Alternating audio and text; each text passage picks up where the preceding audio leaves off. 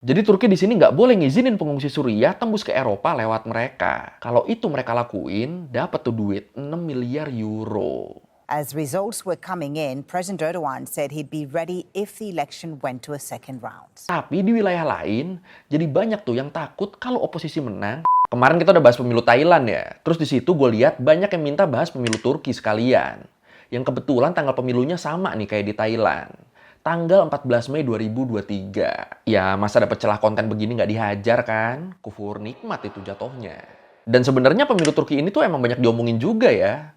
Bahkan sampai disebut sebagai pemilu paling penting di tahun 2023. Wah, kenapa sampai segitunya ya?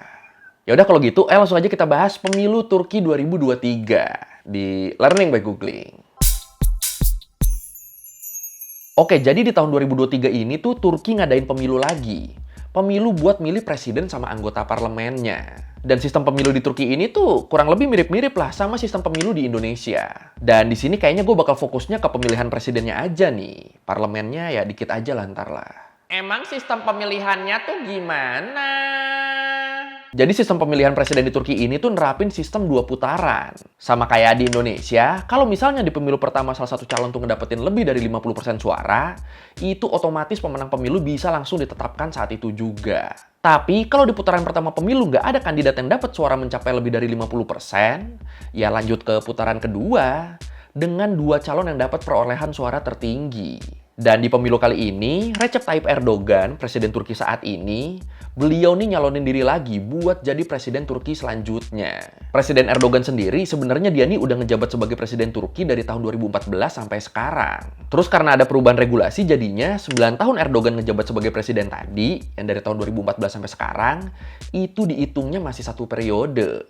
Jadi ya masih bisa nyalon lagi nih dia nih, 1 periode lagi. Dan sebelumnya Erdogan juga pernah ngejabat sebagai Perdana Menteri Turki dari tahun 2003 sampai 2014. Jadi ya emang pengaruh politiknya Doi ini kuat banget ya.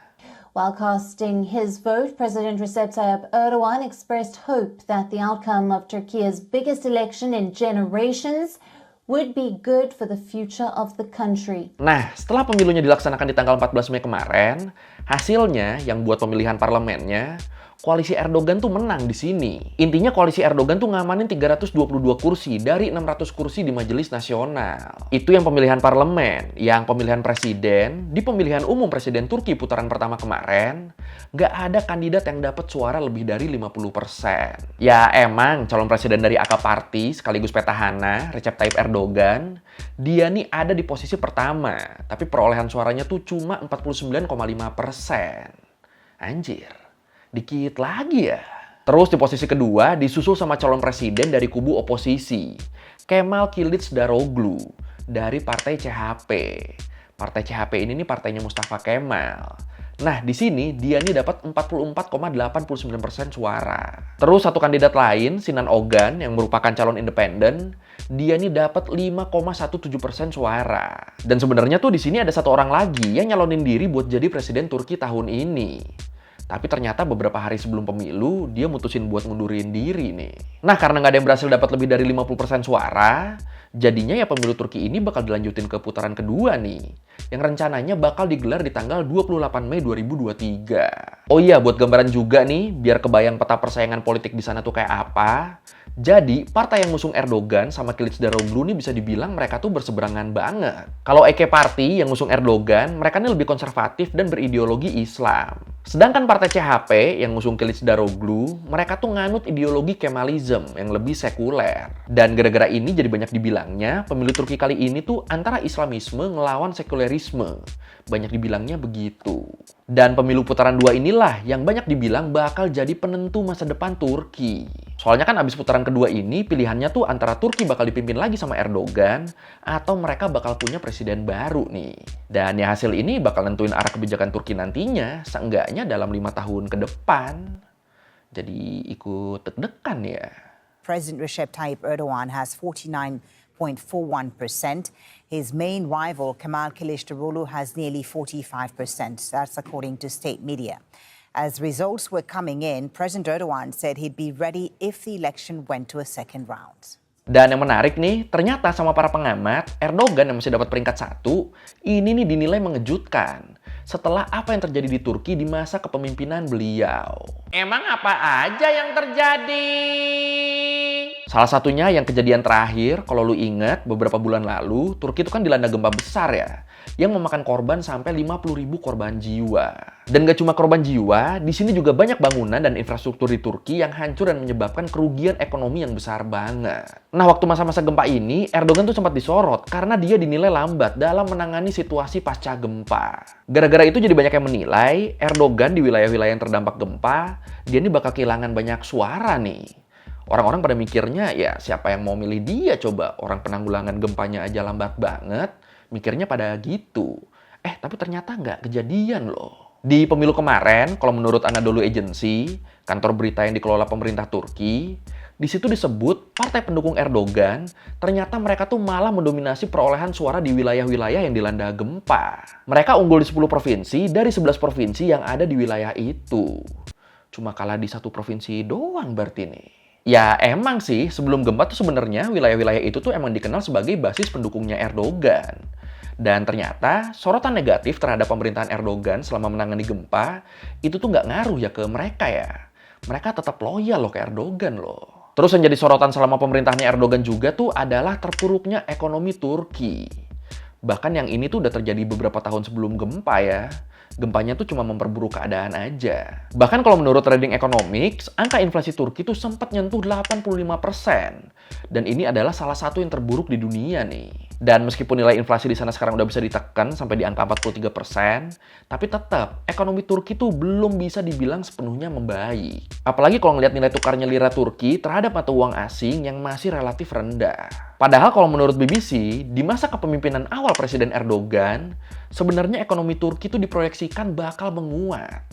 Tapi sayangnya kondisinya nih malah berbalik setelah perekonomian Turki mengalami defisit. Terus kondisinya jadi makin memburuk setelah pemerintah Turki mutusin buat ngeganti gubernur bank sentral mereka sampai 3 kali. Dan menurut para ahli, keputusan Erdogan ini tuh dinilai terlalu otoriter dan bertentangan sama prinsip independensi bank sentral. Atau kalau istilah ribetnya nih, kebijakan Erdogan ini tuh disebutnya kebijakan ekonomi anortodoks, di mana kebijakannya tuh nggak ngikutin pola ekonomi umum. Dan menjelang pemilu ini, yang dianggap bermasalah adalah kebijakan ini tuh mau diterapin lagi kalau Erdogan kepilih jadi presiden lagi. Ya, jadi dia nih janji, meskipun banyak yang skeptis sama keputusan dia, tapi Erdogan nih meyakini bahwa nantinya dia bakal bisa neken angka inflasi di Turki. Ya, lihat aja contoh nyatanya. Inflasi yang dulu sempat 85% aja kan bisa ditekan jadi 43%. Apalagi kalau ini terus dilanjutin coba. Ya, mungkin beliau mikirnya gitu ya. Makanya dia yakin kalau ini cara yang tepat. Di sisi lain, kubu Kılıçdaroğlu, kubu oposisi, mereka nih janji bakal ngerombak sistem ekonomi di Turki. Dan independensi bank sentral tuh bakal dibalikin lagi. Jadi ya sebenarnya mereka nih sama-sama mau naikin perekonomian Turki lagi ya. Tapi bedanya, kalau Erdogan, dia ini tetap stay pakai cara dia, pakai cara anortodoks. Nah, Kılıçdaroğlu, dia pengen pakai cara ortodoks. Pengen pakai cara yang ya udah yang pola ekonomi umum aja. Erdogan's success in this election was to have deflected attention away from the state of the economy. That the election came down to identity, and that it came down to big projects, it came down to vision, and it came down to national security. Terus kondisi Turki juga diperparah dengan adanya pengungsi-pengungsi dari negara tetangganya, dari Suriah. Kalau menurut BBC, saat ini seenggaknya ada 3,5 juta orang pengungsi Suriah yang dapat perlindungan sementara di Turki. Dan masih menurut BBC juga nih, kebanyakan masyarakat Turki sendiri tuh pengennya para pengungsi Suriah ini tuh ya dipulangin aja udah ke negara asalnya. Dipulangin ke Suriah aja udah. Kenapa gitu? Ya balik lagi, ini nggak lepas dari kondisi Turki yang sama masyarakatnya tuh dinilai udah banyak masalah. Ya kasarnya, udah kan perekonomiannya lagi nggak baik-baik aja, terus abis kena gempa juga kan. Jadi ya jangan ditambah-tambah harus bantuin pengungsi Suriah lah. Mikirnya pada gitu kebanyakan. Dan sebenarnya pengungsi Suriahnya sendiri, mereka ini udah cukup lama ada di Turki. Udah sejak perang saudara mereka pecah di tahun 2011. Dari situ banyak dari mereka yang akhirnya ngungsi ke Turki dan nyari peruntungan dengan pergi ke Eropa. Jadi Turki ini semacam kayak batu loncatannya gitulah. Kita ke Turki dulu, dari situ baru tuh pada nyebar ke Eropa. Mikirnya begitu pengungsi-pengungsi ini. Sampai akhirnya kalau menurut The Guardian, di tahun 2016, yang udah masuk di masa kepemimpinannya Erdogan, di situ Turki sama Uni Eropa, mereka tuh sepakat buat ngelarang masuk pengungsi Suriah ke Eropa. Dengan imbalan dana bantuan sebesar 6 miliar euro dari Uni Eropa. Jadi Turki di sini nggak boleh ngizinin pengungsi Suriah tembus ke Eropa lewat mereka. Kalau itu mereka lakuin, dapat tuh duit 6 miliar euro. Ini kan sepintas kayak ngebantu perekonomian Turki banget ya. Tapi ternyata gara-gara kebijakan ini juga, akhirnya jumlah pengungsi Suriah di Turki itu terus melonjak. Karena kan ya pengungsinya jadi numpuk di sana, nggak bisa ke Eropa mereka. Jadinya ya endingnya tetap jadi bebannya Turki juga. Dilematis juga loh ini loh. Dan di pemilu ini, masih menurut BBC, sebenarnya dua calon presiden ini tuh bisa dibilang satu suara soal isu pengungsi Suriah. Mereka sama-sama pengen para pengungsi ini bisa balik lagi ke negara asalnya. Jadi ya tujuannya sama tuh, caranya yang beda. Emang caranya gimana? Caranya kalau buat kubu oposisi, sebenarnya di sini mereka nih udah janji bakal segera berkoordinasi sama pemerintah Suriah dan mulangin para pengungsi dalam kurun waktu 2 tahun. Di sisi lain, Erdogan juga janji buat nekan kesepakatan sama Presiden Suriah dan ngasih kesempatan buat para pengungsi buat pulang dengan sukarela. Jadi ya kayak yang gue bilang tadi, mereka nih sama-sama pengen mulangin pengungsi. Bedanya, Kılıçdaroğlu dia nih ngasih deadline 2 tahun. Yang Erdogan, dia ngedorong buat pulang secara sukarela. Ya mungkin caranya yang Erdogan terdengar lebih humanis ya. Tapi kalau menurut banyak ahli, nggak akan mau tuh pengungsi-pengungsi pulang ke Suriah secara sukarela. Kalau nggak dipaksa ya mereka bakal tetap di situ. Tapi kalau menurut lu sendiri gimana nih? Lu setuju sama pendapat para ahli ini atau mungkin lu yakin mereka mau pulang secara sukarela dengan nego-nego tertentu? Yang mana nih menurut lu nih? Silahkan komen. I've come to the 0 point of the border. I have come to tell my nation that I remain determined on an issue. My presidency has 2 important goals. The first is to send the Syrians back to their homeland. The second is to send those who came illegally via Iran back to Iran. Terus selain pengungsi Suriah, masalah etnis yang diangkat selama pemilu 2023 ini juga datang dari kelompok Kurdi. Ya kayak yang pernah kita bahas juga, kelompok militan Kurdi ini kan dia nih emang udah sejak lama berkonflik sama pemerintah Turki. Dan jelas masalah ini jadi isu yang penting. Apalagi kelompok Kurdi ini tuh mereka tuh nyumbang 1/5 dari total suara di Turki. Banyak juga. Ya sebenarnya dulu di awal-awal pemerintahannya Erdogan, sebagian besar orang Kurdi tuh jadi pendukungnya dia. Tapi seiring dengan munculnya konflik-konflik antara pemerintah Turki sama kelompok militan Kurdi tadi, dukungan ke Erdogan makin lama tuh jadi makin menurun. Dan kerenggangan hubungan masyarakat Kurdi sama Erdogan ini tuh jelas ngasih keuntungan ke kubu oposisi. Apalagi habis itu kalau kata Meral Akşener, ketua partai IYI dari kubu oposisi, dia nih juga nuduh kalau Erdogan tuh udah berunding sama pemimpin Kurdi yang lagi di penjara, Abdullah Öcalan. Berunding buat bisa dapat suara dari orang-orang Kurdi. Dituduhnya ada nego-nego jadi nih Erdogan sama Öcalan. Dibujuk tuh Öcalan biar pemilih Kurdi mau milih Erdogan. Padahal selama Erdogan berkuasa, mereka ini kan bermasalah terus ya. Tapi sama Erdogan, tuduhan ini terus dibalas sama tuduhan lain. Dia di sini manfaatin posisi lawannya, manfaatin posisi Kılıçdaroğlu yang dapat dukungan dari partai HDP.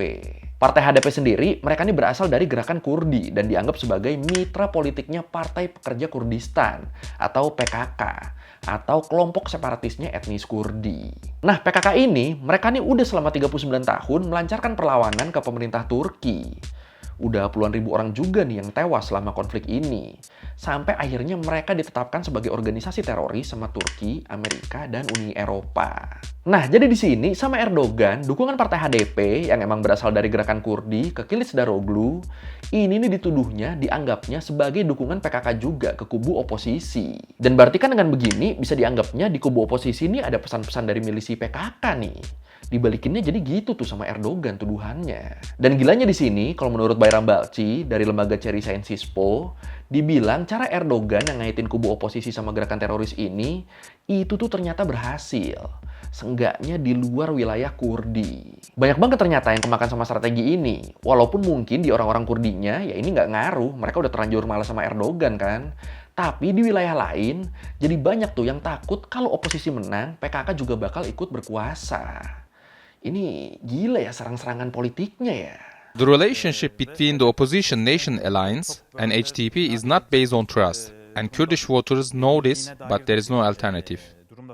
Terakhir, dipercaya yang bakal terdampak banget sama hasil pemilu Turki ini adalah soal kebijakan internasionalnya. Kalau lu ingat di video gue ngebahas tentang pembakaran Al-Quran di Swedia, itu kan salah satu motivasi pelakunya melakukan itu tuh gara-gara Turki nolak permintaan Swedia buat join sama NATO. Dan alasan penolakan Turki sendiri tuh masih nyambung ya sama isu yang barusan kita bahas. Soal militan Kurdi yang menurut Turki tuh dilindungin sama Swedia. Dan selama masa pemerintahannya Erdogan ini, meskipun Turki di sini jadi bagian dari NATO, tapi Turki tuh terkesan main di tengah-tengah gitu. Salah satu contohnya nih, terkait perang Rusia-Ukraina. Di satu sisi, Turki tuh nyuplai drone ke Ukraina. Tapi di sisi lain, mereka belum ngasih hukuman ke Rusia terkait invasinya ke Ukraina. Jadi kayak, lu maunya apa nih? Lu kan anggota NATO, tapi kok Rusia lu diemin? Jadi gitu kesannya. Nah, terkait isu ini, pihak oposisi di sini bilang, mereka bakal mastiin Turki nantinya bakal lebih mendukung NATO. Dan mereka juga bakal lebih condong ke kubu barat. Kalau Kılıçdaroğlu sampai kepilih jadi presiden. Dan setelah semua strategi politik yang keluar ini, hasil putaran pertamanya tuh dinilai cukup mengejutkan. Karena Erdogan yang banyak dinilai bakal kalah, ternyata dia tetap unggul nih di putaran pertama. Walaupun unggulnya tipis banget ya. Setelah apa yang terjadi selama pemerintahan dia, ditambah sama serangan-serangan dari kubu oposisi, ternyata tetap Erdogan masih dapat banyak dukungan dari masyarakat Turki. Dan yang menarik nih, kalau menurut CBS News, salah satu alasan kenapa pemilu kali ini cukup berimbang, ini tuh karena banyak anak muda di sana yang udah kenal sama Erdogan dari waktu dia jadi Perdana Menteri. Dan kebanyakan dari anak muda ini, mereka tuh ngerasa kalau di masa kepemimpinan Erdogan, Turki tuh jauh banget dari kata demokratis. Nah, namanya anak muda, semangat kebebasannya kan tinggi banget ya. Jadi ya mereka tuh kebanyakan pengen ngeliat sosok pemimpin baru yang mimpin Turki. Pemimpin baru yang mereka anggap lebih demokratis.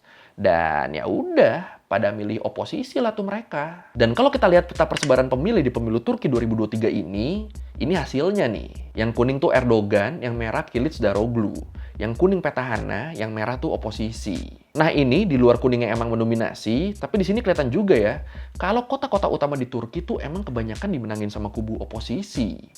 Ankara, Istanbul, itu semuanya merah loh. Terus kalau lu lihat juga di sebelah timurnya, itu kan kelihatan ya dominasinya warna merah, didominasi sama oposisi. Nah itu tuh wilayah Kurdi, wilayah yang emang udah lama berkonflik sama pemerintahannya Erdogan. Itu yang merah tuh, sisanya kuning semua. Sisanya masih percaya sama petahana berarti. Ini kelihatan sengit banget ya dari petanya ya. Dan ya udah, di putaran kedua nanti udah tinggal nunggu yang 5,17% suara independen tadi tuh. Bakal lari kemana nih jadinya nih. Dan ini susah diprediksi karena emang perolehan suara Erdogan sama oposisi kan cenderung berimbang nih. Tapi kalau menurut sendiri gimana nih? Siapa yang bakal menang pemilu Turki tahun ini? Erdogan atau Kılıçdaroğlu? Kira-kira siapa nih? Silahkan komen. Dear friends, there'll be another difficult 15 days ahead of us, and during this time, if the elections are completed with the current results and go to the second round, at this time we are not saying that we will support one party or the other. Oke, sekian Learn by Going kali ini tentang pemilu Turki 2023. Ini cukup seru juga ya. Kalau mau revisi kali gue udah salah, atau mau nanya, atau mau nambahin dari video, bisa tulis di komen, kita diskusi seperti biasa. Sekali lagi, thank you nonton, jangan lupa like, comment, subscribe. Bye.